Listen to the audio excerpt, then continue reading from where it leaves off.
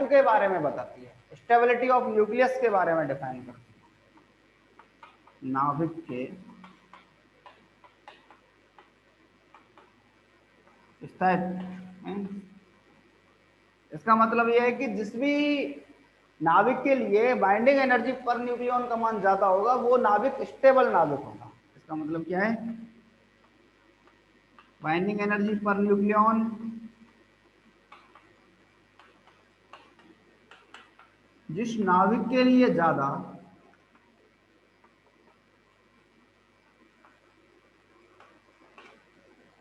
Binding energy per nucleon जिस भी नाभिक के लिए ज्यादा होगा वो क्या होगा, वह है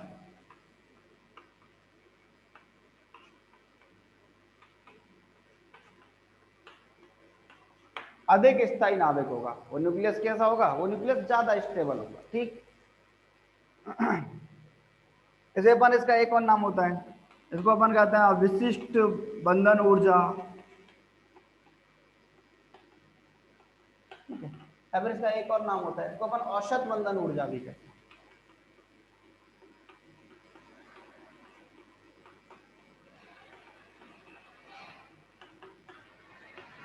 इसको अपन क्या कहते हैं, विशिष्ट बंधन ऊर्जा भी कहते हैं और औसत बंधन ऊर्जा भी कहते हैं। ठीक, चलो जरा आगे बात करते हैं अपन।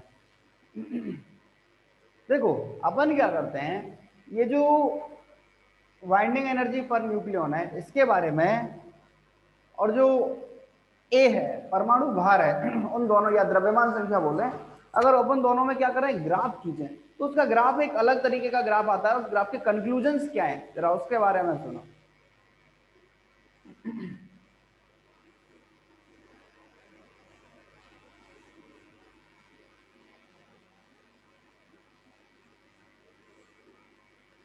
देखो उस ग्राफ से कई सारे रिजल्ट्स निकलते हैं। अपन एक ग्राफ शो करते हैं, ठीक है। ग्राफ तो थोड़ा अजीब सा है, वो इस तरीके का स्ट्रक्चर होता है उस ग्राफ का, तो थोड़ा सा अपन ऐसे गए, ऐसे ऐसे कुछ इस तरीके का स्ट्रक्चर में आता है वो ग्राफ। ठीक है, आगे जाके वो थोड़ा सा इस तरीके की शेप ले लेता है, वो कुछ इस तरीके का ग्राफ आता है। ठीक, उस ग्राफ से अपन को रिजल्ट्स क्या मिलते हैं, जरा उनसे काम है। उस ग्राफ के रिजल्ट्स के बारे में बात करते हैं।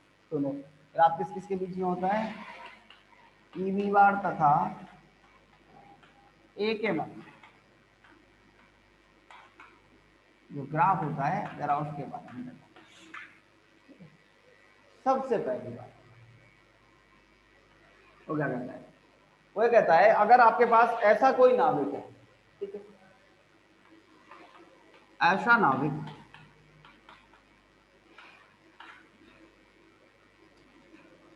जिसकी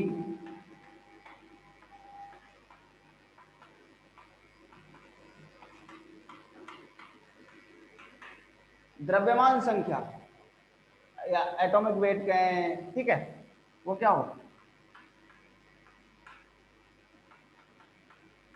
4 की पूर्ण गुणा जोड़ी, मीन्स परफेक्ट मल्टीप्लायर ऑफ 4। अगर किसी का द्रव्यमान संख्या या एटॉमिक, हमारे अगर अपन कहें कि ए एटॉमिक वेट है, वो क्या होना चाहिए, ऐसा कोई नाभिक जिसका एटॉमिक वेट क्या हो, 4 का मल्टीप्लायर हो। ठीक है, वो क्या होता है, वह नाभिक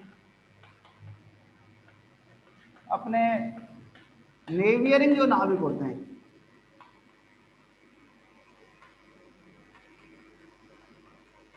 और नेवियरिंग नाभिक से क्या होते हैं, अधिक स्थायी होते हैं। ये उस ग्राफ का रिजल्ट है। इसका मतलब जैसे मान लो, इसका एक दूसरा मीनिंग ये भी है कि ऐसे नाभिकों में क्या होती है, प्रबल बंधन होते हैं इसके बीच में, न्यूट्रॉन प्रोटॉन, प्रोटॉन प्रोटॉन और न्यूट्रॉन प्रोटॉन। बॉन्डिंग कैसी रहती है, स्ट्रॉन्ग बॉन्डिंग रहती है। एक बात, ठीक, चलो जैसे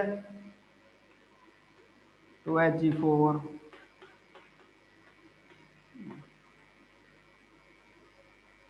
8O16, ठीक है, ऐसे कई सारे जो पार्ट्स हैं वो किसके काम आते हैं, वो इसके काम आते हैं। अच्छा, दूसरा रिजल्ट सुनो जरा, वो क्या कहता है, वो कहता है कि ये जो ग्राफ जब बनता है किसके बीच में, ईवी और ए के मध्य जो ग्राफ आता है, उस ग्राफ में एक और काम की चीज है। वो काम की चीज क्या है? वो क्या कहता है? कहता है प्रारंभिक स्थिति में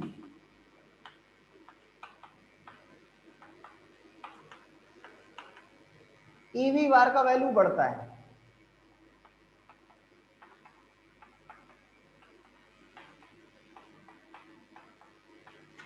मतलब अगर अपन बात करें कि प्रारंभिक स्थिति में तो ग्राफ में क्या होता है, जो ईवी बार है प्रति न्यूक्लियन बंधन ऊर्जा है, उसका वैल्यू क्या होता जाता है? इंक्रीज होता जाता है, उसका वैल्यू बढ़ता जाता है। ठीक। एवं a इक्वल टू 56 के लिए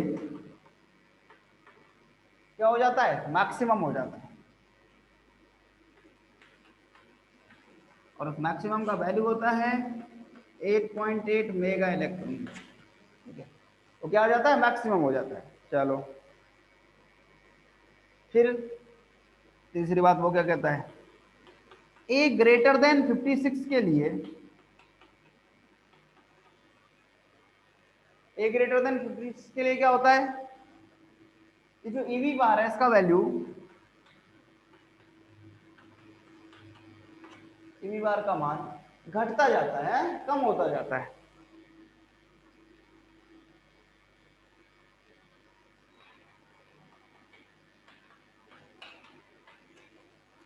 ईवी बार का मान क्या होता है? कम होता है। और अगर अपन बात करें कि यूरेनियम इक्वल टू 238 पर जाके ये वैल्यू लगभग 7.7 मेगा इलेक्ट्रॉन वोल्ट रह जाता है। ये इस ग्राफ के रिजल्ट्स हैं। तो क्या कहता है? वो ये कहता है कि अगर मान लो हमारे पास कोई ऐसा न्यूक्लियस है जिसकी द्रव्यमान संख्या क्या है? 4 की पूर्ण गुणज है। ठीक है, उस कंडीशन में वह जो न्यूक्लियस होता है अपने नेवियन न्यूक्लियस से क्या होता है?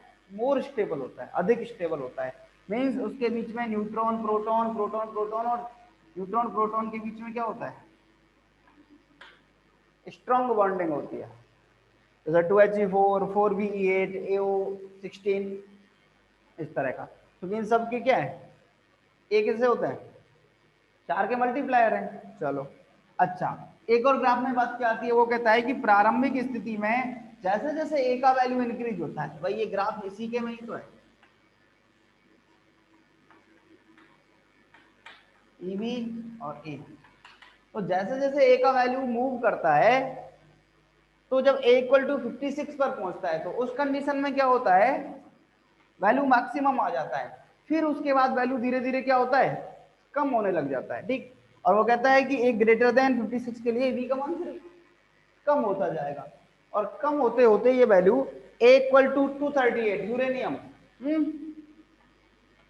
मान में यूरेनियम 238 के लिए क्या हो जाता है? 7.7 मेगा इलेक्ट्रॉन वोल्ट हो जाता है पर न्यूक्लियन में। लेकिन एक्चुअली ये वैल्यू क्या है? पर न्यूक्लियन, प्रति न्यूक्लियन के लिए हो जाता है। ठीक है, जरा देखो ये बात, फिर आगे बात करते हैं। और सुनो जरा काम की चीज क्या कहता है। इसमें किसी को प्रॉब्लम? बोलो जरा फटाफट से।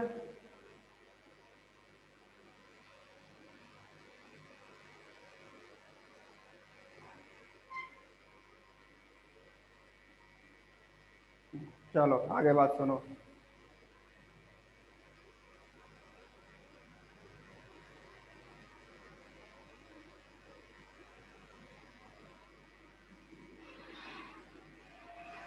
अच्छा, 3 बातें हुई, जरा चौथी बात सुनो। एक और बात, वो कहता है a लेस इक्वल 20 मीन्स, अरे दे दे, a लेस इक्वल 20 का मतलब अगर मान लो आपके पास जो द्रव्यमान संख्या है वो कितना है? 20 से कम है। ठीक है, उस कंडीशन में क्या होता है? ये नाविक स्थायित्व शो करते हैं। नाविक क्या करते हैं? संलयन की प्रवृत्ति करते हैं। इनका नेचर कैसा होता है? न्यूक्लियर फ्यूजन के जैसा। ऐसे नाभिक क्या करते हैं? आपस में इकट्ठे होके या संलयित होके क्या बनाते हैं? संलयन की प्रवृत्ति दर्शाते हैं। और ये क्या करना चाहते हैं? स्थायित्व को प्राप्त करना चाहते हैं, इक्वल टू 56 तक जाना चाहते हैं। कौन से पार्टिकल? a लेस देन 20 वाले। मतलब ऐसे नाभिक ऐसे न्यूक्लियस जिनका परमाणु द्रव्यमान क्या है, परमाणु कहता है द्रव्यमान संख्या क्या है 20 से कम है या लगभग 20 के बराबर है, वो क्या करते हैं, वो नाभिकीय संलयन न्यूक्लियर फ्यूजन की प्रोसेस शो करते हैं, नेचर शो करते हैं, और क्या करना चाहते हैं, स्थायित्व को प्राप्त करना चाहते हैं, स्टेबिलिटी को शो करना चाहते हैं। एक बात चलो अच्छा, और नॉर्मली वो कहता है कि ए का वैल्यू 20 to 40 हो, इस कंडीशन तक के नाभिक ऐसा ही शो करते हैं। अगला ए ग्रेटर देन 170 वाले नाभिक क्या करते हैं, नाभिक न्यूक्लियर फ्यूजन, नाभिक के विखंडन की प्रोसेस दर्शाते हैं।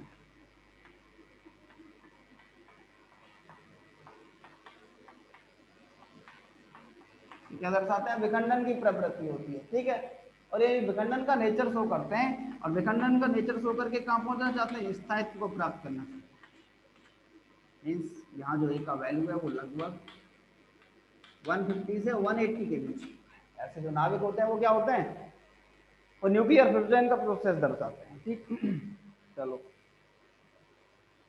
एक और बात, वो क्या कहता है, वो कहता है यदि, ये बात पहले भी अपन ने बात की है, यदि किसी नाभिक के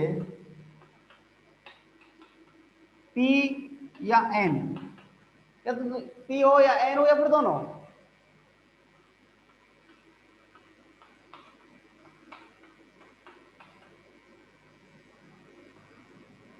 मैजिक नंबर के तुल्य हो,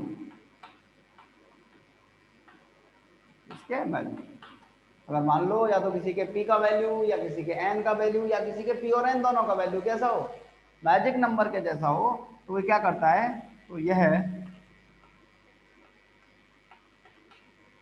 अपने नेवियरिंग जो पार्टिकल होता है उससे क्या करता है, अधिक स्टेबिलिटी शो करता है,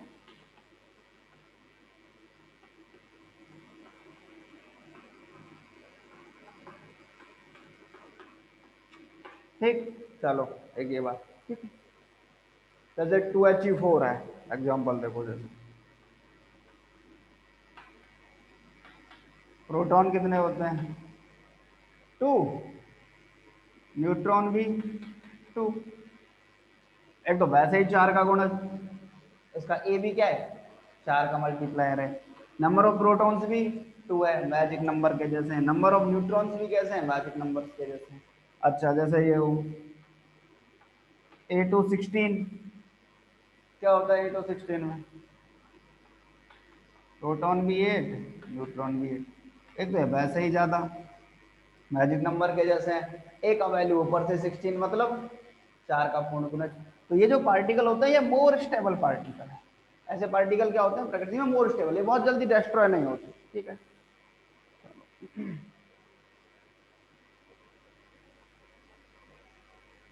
अच्छा सुनो एक और बात इसके बारे में, सुनो जरा काम की बात क्या कहता है,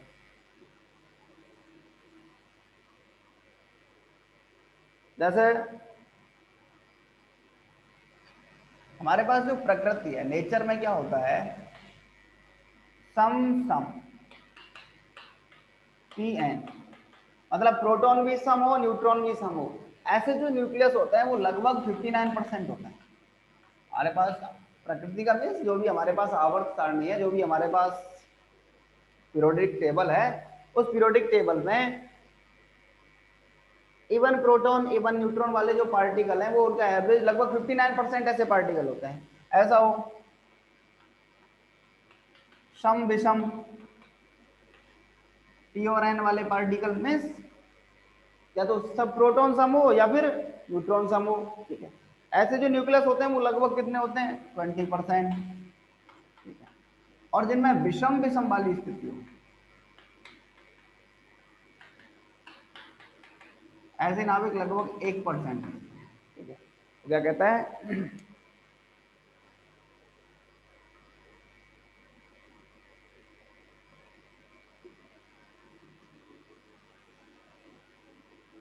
मुझे कहता है कि अगर मान लो प्रकृति में अगर पीरियोडिक टेबल के बारे में बात करें तो ये जो पीरियोडिक टेबल है इसमें जिनके नाभिकों के प्रोटॉन और न्यूट्रॉन दोनों समय ऐसे पार्टिकल 59%,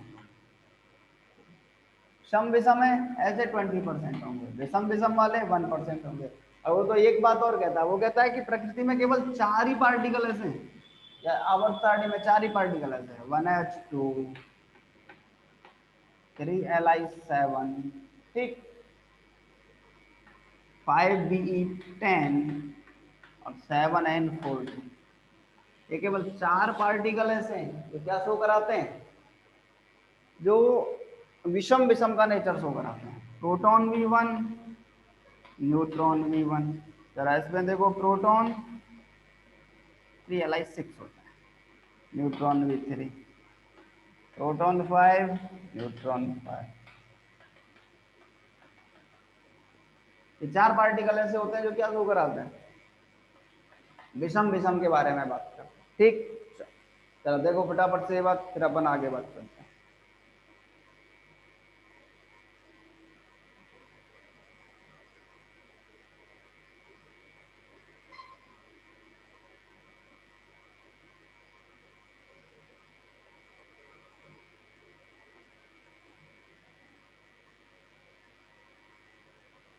बोलो जरा।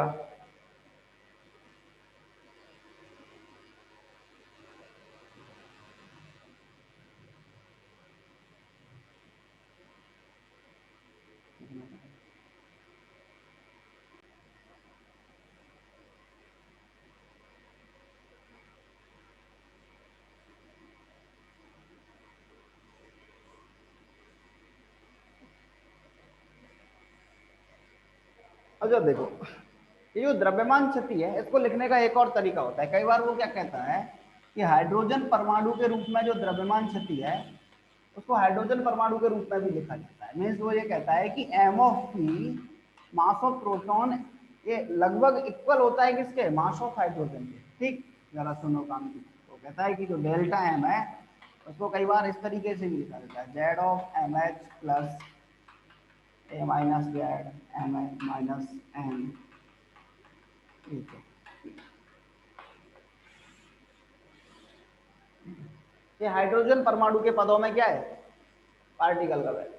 अच्छा सुनो आगे की बात, अपन क्या करेंगे, अपन आगे बात करेंगे इसके संकुलन गुणांक के बारे में, पैकिंग फ्रैक्शन के बारे में।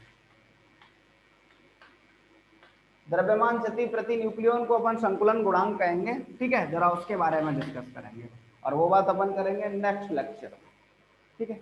चलो आज के लिए इतना ही काफी।